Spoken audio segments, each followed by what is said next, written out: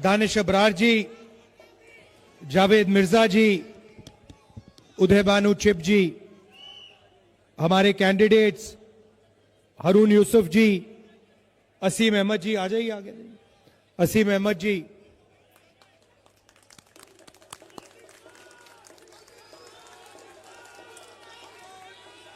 Stage पे Congress party के senior वरिष्ठ नेता, हमारे प्यारे कार्यकर्ता भाई और बहनों, आप सबका यहां बहुत बहुत स्वागत। रात के समय आप यहां मेरी बात सुनने आए, इसके लिए दिल से आपका धन्यवाद करता हूं। नमस्कार। कैसे हैं आप? मूड ठीक है? हिंदुस्तान में दो विचारधाराओं की लड़ाई चल रही है।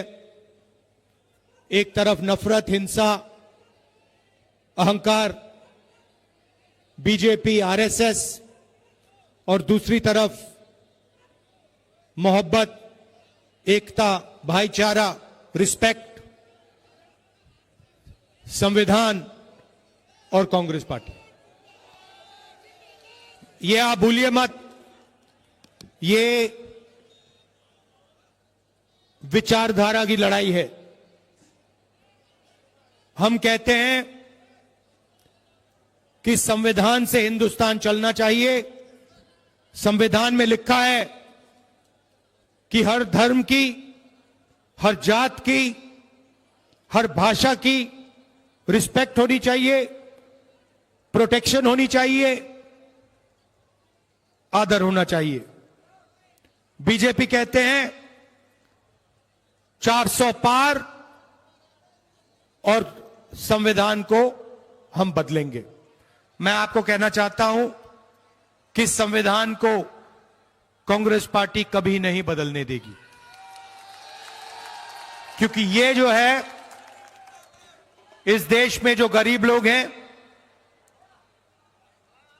किसान हैं, मजदूर हैं, पिछड़ी जात के लोग हैं, माइनॉरिटीज जो हैं, मुसलमान, सिख, क्रिश्चियंस, ये किताब इन सब की रक्षा करता है। और इस किताब के बिना गरीबों के लिए, कमजोर लोगों के लिए हिंदुस्तान में कुछ नहीं बचेगा। और काफी समय से अब नरेंद्र मोदी, मोहन भागवत मिलकर इस संविधान को कमजोर कर रहे हैं। मोहन भागवत ने कुछ दिन पहले बयान दिया कि 1947 15 अगस्त को आजादी नहीं मिली, सच्ची आजादी नरेंद्र मोदी जी के समय मिली। तो साफ खुलकर वो कह रहे हैं कि वो संविधान को नहीं मानते हैं और संविधान को खत्म करना चाहते हैं। भाई और बहनों, आपने ये सब लड़ाई देखी है। मैं आपसे एक सवाल पूछना चाहता हूं। जब भी कमजोर लोगों पर, मुसलमानों पर, दलितों पर आक्रमण होता है, हिंसा होती है, तो वहां पे आपको राहुल गांधी दिखता है, हां या ना? और मैं आपको बताना चाहता हूं, ये हमारी राजनीतिक लड़ाई नहीं है, ये हमारी दिल की लड़ाई है। ये जो देश है, नफरत का देश नहीं है, ये मोहब्बत का देश है, भाईचारे का देश है। और इस देश की जनता के बीच में, इस देश की जनता के बीच में कोई नफरत नहीं है। नफरत कौन फैलाता है? मैंने देखा है। देखिए, शायद आप में से इतने लोग कन्याकुमारी से कश्मीर तक नहीं चले हों। मैं चला हूं। मैं 4000 किलोमीटर कन्याकुमारी से कश्मीर तक चला हूं और लाखों लोगों से मैं मिला।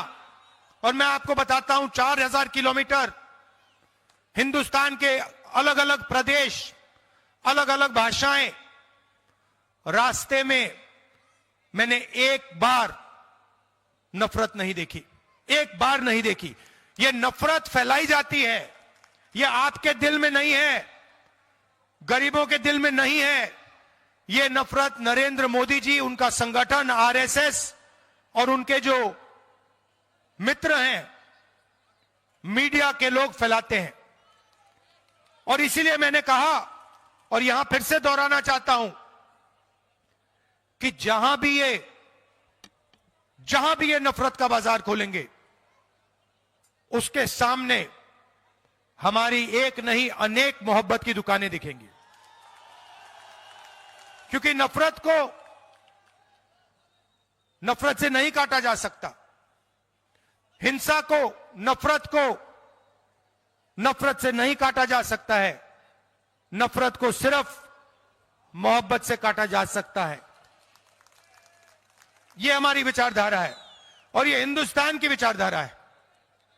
मोदी जी आते हैं और एक के बाद एक झूठ बोलते हैं, देश को बांटने का काम करते हैं, भाई को भाई से लड़ा देंगे, एक जात को दूसरी जात से लड़ा देंगे, और फिर अंत में जो आपका धन है, मेहनत की जो कमाई है, वो आपसे लेकर अदानी जैसे अरबपतियों को दे देंगे। सिस्टम यही है, आपका पैसा लो, आपको लड़ाओ और आपका पैसा सीधा अरबपतियों के जेब में डालो। भाई और बहनों, 16 लाख करोड़ रुपए नरेंद्र मोदी जी ने 25 अरबपतियों का कर्जा माफ किया है। हिंदुस्तान में कोविड फैल रहा था, अस्पताल भरे हुए थे, लोग मर रहे थे, तब भी नरेंद्र मोदी जी ने लाखों करोड़ रुपए अरबपतियों का कर्जा माफ किया। नोटबंदी की, गलत जीएसटी लागू की, ये सारे के सारे काम छोटे व्यापारियों को, स्मॉल और मीडियम बिजनेस को खत्म करने के काम थे।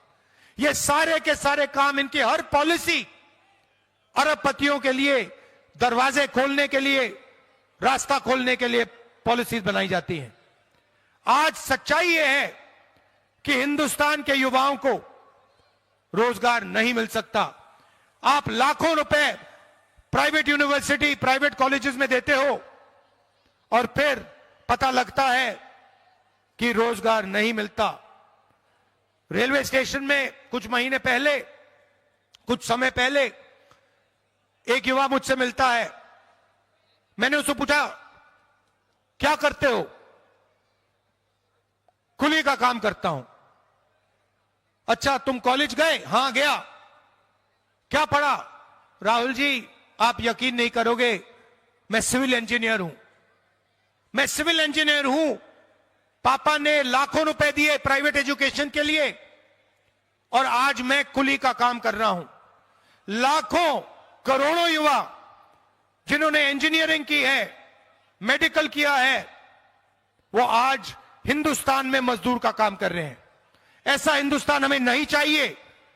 एक तरफ अरबपतियों की शादी, 8-8, 10-10 करोड़ रुपए की घड़ियां, पूरी दुनिया से लोग आते हैं, शादी में नाच के जाते हैं, और दूसरी तरफ बेरोजगारी, महंगाई, दुख और दर्द। नरेंद्र मोदी जी का यही लक्ष्य। अच्छा, लड़ाई चल रही थी, एक तरफ नरेंद्र मोदी, एक तरफ कांग्रेस पार्टी, बीच में अचानक से ऐसे खंबे पे केजरीवाल जी चढ़ के उतरे, खटखट खटखट खटखट ऊपर तक। ये नया, ये, और कहा, जैसे ये खंबा दिख रहा है ना, ऐसे खंबे में चढ़ गए और कहते हैं अब मैं नई राजनीति लाऊंगा, मैं नई राजनीति लाऊंगा, भ्रष्टाचार मिटाऊंगा, भाईचारा लाऊंगा, यमुना का और दिल्ली का पानी साफ करूंगा। ये देखिए, ये आपका पीने का पानी है, ये आपका पीने का पानी है, इसको देखिए, इसमें बदबू आ रही है। केजरीवाल जी ने वायदा किया था कि 5 साल के अंदर मैं दिल्ली का पानी साफ कर दूंगा, यमुना जी में जाके नहाऊंगा, यमुना का पानी पीऊंगा। केजरीवाल जी, दिल्ली का पानी पी लीजिए, एक गिलास पी लीजिए, फिर देखते हैं क्या होता है। अस्पताल में मिलेंगे आपसे। कहते हैं मैं गरीबों की राजनीति करूंगा, मैं कमजोर वर्गों की राजनीति करूंगा। यह है केजरीवाल जी की टीम। यहां लिखा है टीम केजरीवाल, 9 लोगों की फोटो है। नाम पढ़ लेता हूं, नाम पढ़ता हूं। पहले नंबर पे अरविंद केजरीवाल, जिन्होंने शराब का घोटाला किया, करोड़ों रुपए आपसे चोरी किए। दूसरे नंबर पे उनके पार्टनर मनीष सिसोदिया, बिल्कुल, जिन्होंने उनकी मदद की स्कैम करने के लिए। तीसरे नंबर पे आतिशी सिंह, चौथे पे संजय सिंह, पांचवा सत्येंद्र जैन, छठा राघव चड्ढा, सातवां संदीप पाठक, सौरभ भारद्वाज और अवध ओझा। अब मुझे बताइए, इनकी जो क्रैक टीम है, अरविंद केजरीवाल की स्पेशल टीम जो है, इसमें आप मुझे एक दलित नाम दिखा दीजिए, एक पिछड़े का नाम दिखा दीजिए, एक मुसलमान नाम दिखा दीजिए, एक सिख नाम दिखा दीजिए। कहां है? तो ये अपनी टीम बनाते हैं, और जब आपके खिलाफ हिंसा होती है, जब दिल्ली में रायट्स हुए, आपको याद होगा राहुल गांधी आपके पास आया था और केजरीवाल जी कहीं नहीं आए थे। आए थे? कहां थे केजरीवाल? पहले गाड़ी में आए, छोटी वाली गाड़ी में। कौन सी थी भैया? वैगन आर में आए। वैगन आर में आए, स्वेटर पहने, खंबे पे चढ़ गए, फिर खंबे से उतरे और सीधा शीश महल के अंदर गए। उसमें ऑटोमेटिक दरवाजे, बड़े बड़े टेलीविजन, करोड़ों रुपए का, कितना करोड़ रुपए का है वो? 45 करोड़ रुपए का घर है। नई तरीके की राजनीति, यह था वायदा केजरीवाल का। झूठा वायदा था। जैसे नरेंद्र मोदी झूठे वायदे करते हैं, वैसे ही केजरीवाल जी झूठे वायदे करते हैं। जब आपको जरूरत पड़ती है, मोदी जी तो सामने बोल देते हैं, मगर सोच केजरीवाल जी की भी वही है। वो सामने नहीं बोलते हैं, मगर जब आपको जरूरत पड़ती है तो केजरीवाल जी आपके पास नहीं आते हैं, आपकी मदद नहीं करते हैं। ये पूरी दुनिया जानती, शायद मुझे बोलने की भी जरूरत नहीं है। आप जानते हो इस बात को कि आपकी रक्षा करने वाला और आपकी रक्षा करने वाली सिर्फ एक व्यक्ति है और एक पार्टी है, राहुल गांधी और कांग्रेस पार्टी। और कहीं भी देख लो, जहां भी आप पे आक्रमण होगा, मैं आपको बता रहा हूं, जहां भी आपको धमकाया जाएगा, जहां भी आपको डराया जाएगा, जहां भी आपको तंग किया जाएगा, वहां राहुल गांधी दिखेगा। और पिछले 20 साल देख लो, संभल में लोगों को मारा गया, राहुल गांधी गया। मैं नहीं पीछे हटता, मुझे कोई फर्क नहीं पड़ता, मैं इसकी रक्षा करता हूं, मेरा यही काम है।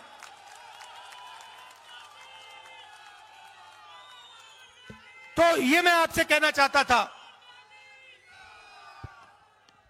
कि इसमें इस देश में किसी को डर नहीं लगना चाहिए। सब लोगों को सपने देखने का, रोजगार का अधिकार है, प्यार से रहने का अधिकार है, यह संविधान देता है। और ये आपने लड़कर यह संविधान बनाया है,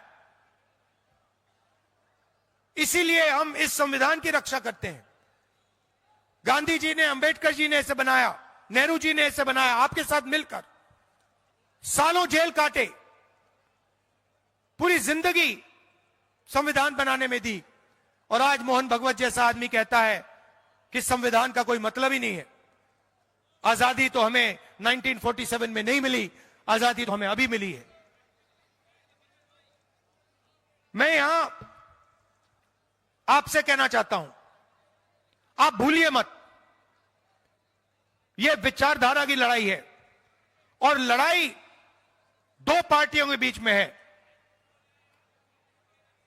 दो पार्टियों के पास हिंदुस्तान में विचारधारा है।